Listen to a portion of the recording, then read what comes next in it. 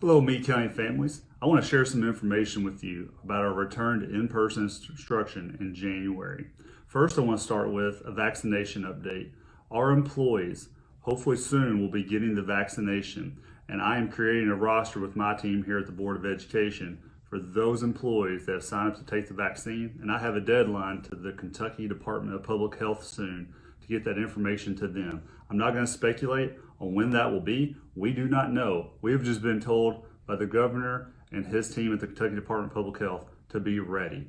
I will tell you, once we can start vaccinating our employees, that will give us more opportunities for future in-person instruction throughout the coming semester.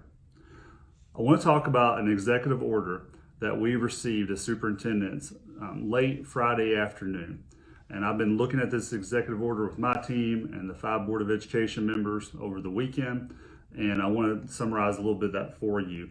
It is also attached on this post, so you feel free to review that at your leisure.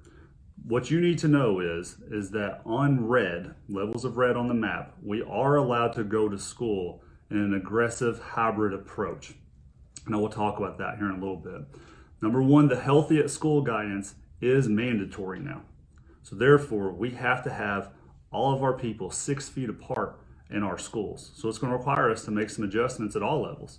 We're going to have to look at the middle school and high school just a little differently than we did previously, and also our elementary. What this means is we have to reduce the capacity in our buildings.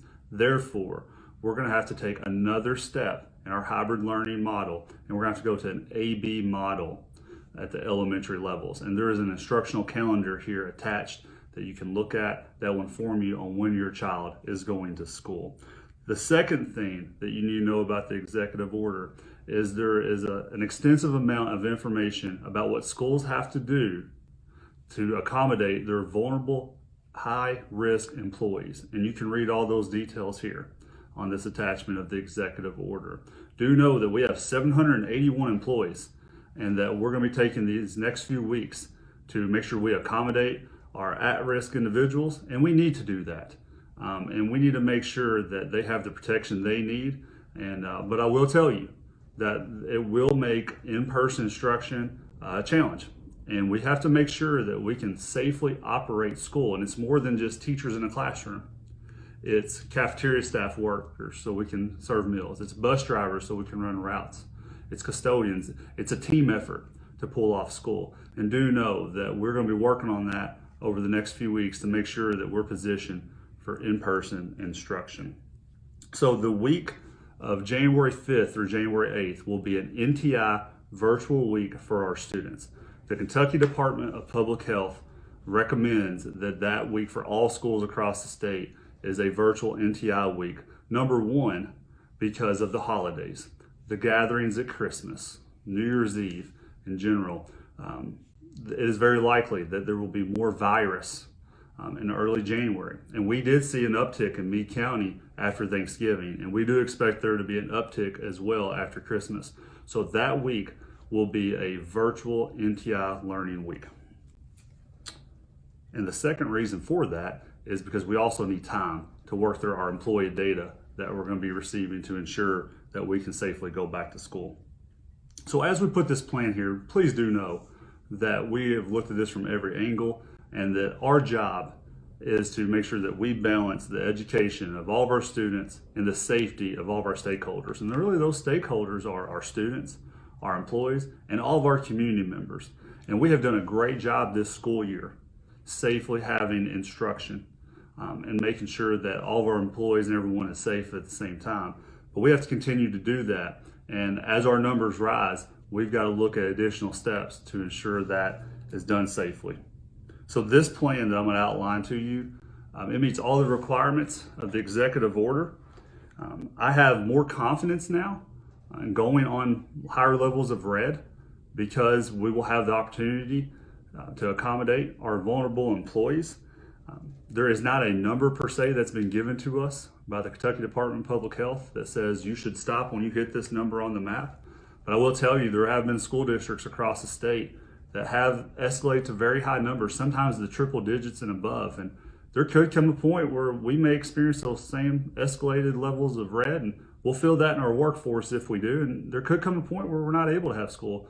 But I want you to know that we are always triangulating data. We're always talking with the Lincoln Trail District Health Department, and we do not plan to have a Thursday update anymore because the Kentucky Department of Health, the governor, KDE, they have said schools, you can have some form of in-person instruction if you do those two things that we already outlined. But always be prepared in case we do have to return the entire district to an NTI virtual learning model. So aggressive hybrid. You'll see some attachments here that talks about schools going on aggressive hybrid. That has not been defined for us by the Kentucky Department of Education or the governor's office on what that means. It doesn't say you can have this many students in a classroom or it's capped at this. It does say you have to have everybody 6 feet apart. So we have to define what that is for us. So for us, we are going to define aggressive hybrid as a phased in plan approach. And we're going to prioritize the elementary levels, the preschool through 6th grade. And on January 11th, that Monday, our preschool through 6th grade students will return on an A-B schedule, which you can find attached here. We are not going to bring our 7th through 12th grades back on Monday, January 11th. They will finish their semester in an NTI virtual approach through Friday, January 22nd. They will return to school. The targeted date right now is Monday, January 25th.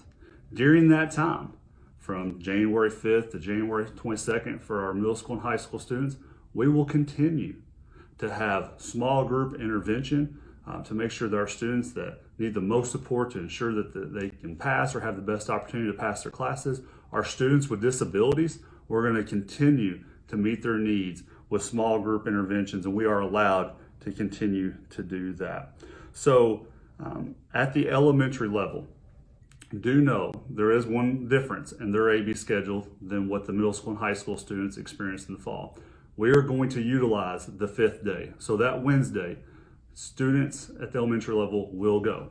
So on one 5-day week, the first one, the L through Z students will go Wednesday through Friday. And then you'll notice later in the month, the last week of January, that the A through K students will go Monday through Wednesday. We just think it's so important with inclement weather, with snow, that we take advantage of every day we can for the elementary students. I will also tell you, we will not deviate from this calendar at the elementary level. If there is snow, if there is inclement weather, we will not try to switch days around. So the days you see on this calendar for January are the days that we're going to implement at the elementary level. Also, the middle school and high school students, with grading being different, for grades 7 through 12, they need that Wednesday to be an intervention day. It's also because of the way they're set up with periods and block schedules. They will continue to utilize that Wednesday when they return to in-person instruction and their AB model on Monday, January 25th. I also want to say this. There are very few school districts in the state of Kentucky that attempted and were successful with sending their elementary students 5 days a week, non-AB model, like we did in the fall. We were very successful and very proud of that. That was the right move at that time. We pulled it off safely. We had great instruction. The right move right now, not just because of the order, but because of the amount of virus we have in our community compared to October, November, is to go this AB model. It is the correct move. But do know this, that when this order, this executive order, has been rescinded, and there is no end date to it right now, and it is appropriate, we will be starting with the elementary, looking how do we get back to 5 days a week of normal in-person instruction. And once we're successful with that, we'll then look at the middle school.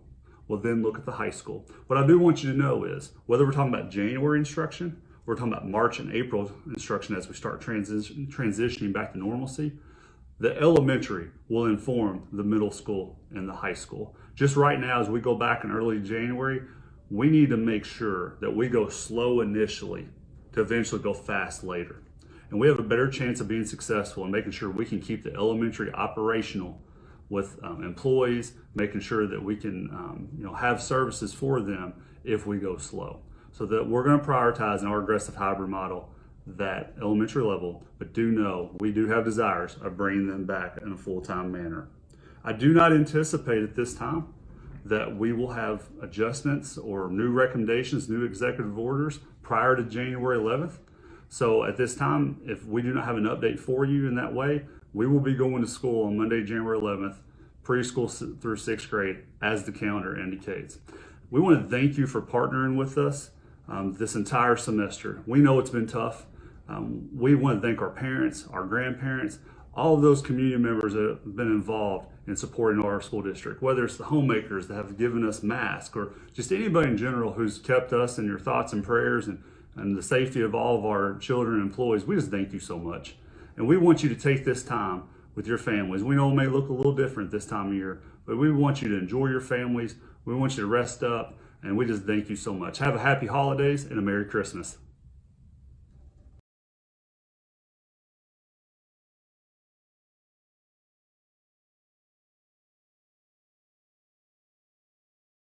Now we're going to come across and learn a little bit about a very prominent... All kinds of turquoise, silver. Monthly, so you can shop. It literally looks like sprinkles. So. I wish more people would come out and help us and enjoy the day with us and listen to some great music. You have seen the movie Men of Honor starring Cuba Gooding Jr. and Robert De Niro. Big Rose Crusade for Children 2020! Just click shop now and order whatever they like. Today we're selling Cincy. We have your warmers, we have... I'm sure everybody's following current guidelines due to the COVID that's going on. Bus. We're at Market on Main in Brandenburg. Give everybody a little bit of good music to listen to while they eat some barbecue. My name is Kateri Silvera, and I am the post chaplain, and I'm also the steam squirrel for the Military Order of the Cootie. My name is Gary Chapman. I'm a magistrate with Meade County Fiscal Court. So if people want to get in contact with you, how can they get in touch? Facebook and... You tell the people your name and your position here at Post 10281. Yep, my name is Tommy Elin. I'm the commander here at 10281. The greatest... Honey still in Payroll, paying the bills, paying the taxes, things of that nature. I try to learn everything I possibly can.